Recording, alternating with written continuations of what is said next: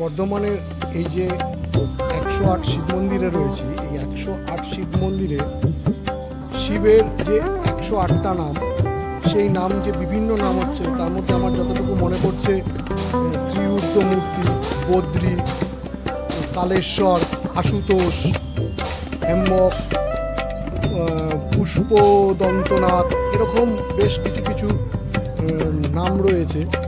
সেই নামগুলোই এখানে এক একটি রয়েছে, যেমন গুরুধ্বনি, পরম গুরু, এরকম। এটি হচ্ছে রাজরাজেশ্বর, এটি হচ্ছে ত্রিলোচন, চতুর্ভুজ, নীলকণ্ঠেশ্বর।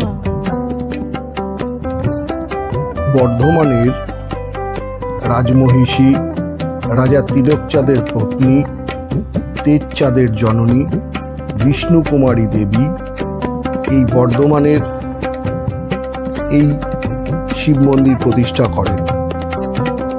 বর্ধমান রাজপরিবারের বহু কীর্তির মধ্যে যে দুটি চিরস্মরণীয়, সে দুটি হল কালনার গঙ্গা তীরে 108 শিব মন্দির আর বর্ধমানের নবাবহাটে এই 108 শিব মন্দির।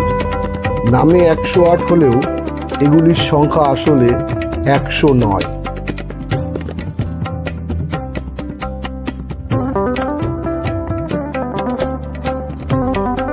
মন্দিরের শিলালিপি হতে জানা যায় 1710 শতাব্দে বা 1788 খ্রিস্টাব্দে এই মন্দিরগুলি নির্মাণ হয়েছিল।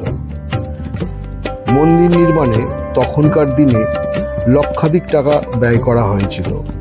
আরও জানা যায় বিষ্ণুকুমারী মন্দির নির্মাণ কার্য 1788 খ্রিস্টাব্দে আরম্ভ করেন এবং সম্ভবত 1790 খ্রিস্টাব্দে মন্দিরের এই নির্মাণ কার্য শেষ হয়। যেগুলো রয়েছে সেই মূর্তিগুলি কিন্তু প্রত্যেকটি কালো। দেখাচ্ছি প্রতিটি মূর্তি শিবের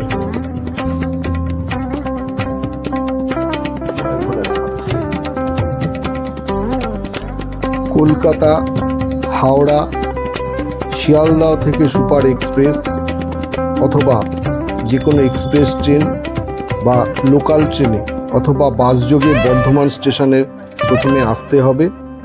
বর্ধমান স্টেশন বা বাস স্ট্যান্ড থেকে নবাবহাট বাস স্ট্যান্ডগামী যে কোনো বাসে চেপে সোজা 3 কিলোমিটার পথ গিয়ে নবাবহাট বাস স্ট্যান্ডে নামতে হবে।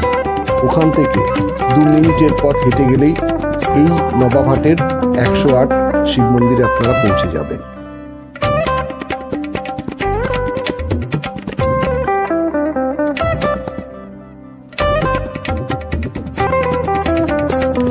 এইবার এই মন্দিরে কি কি সুবিধাগুলি আপনারা পাবেন তা সম্বন্ধে একটু আপনাদের জানিয়ে রাখি। যারা নিজস্ব গাড়ি নিয়ে আসবেন সেখানে পার্কিংয়ের সুব্যবস্থা রয়েছে। মন্দির চত্বরে খাবারের ব্যবস্থাও আছে এবং পরিষ্কার নিঃশুল্ক শৌচালয়ও এখানে পাবেন। মন্দির প্রাঙ্গণ যথেষ্ট সুন্দর এবং পরিষ্কার পানীয় জলের ব্যবস্থা আছে, জুতো রাখার ব্যবস্থা আছে।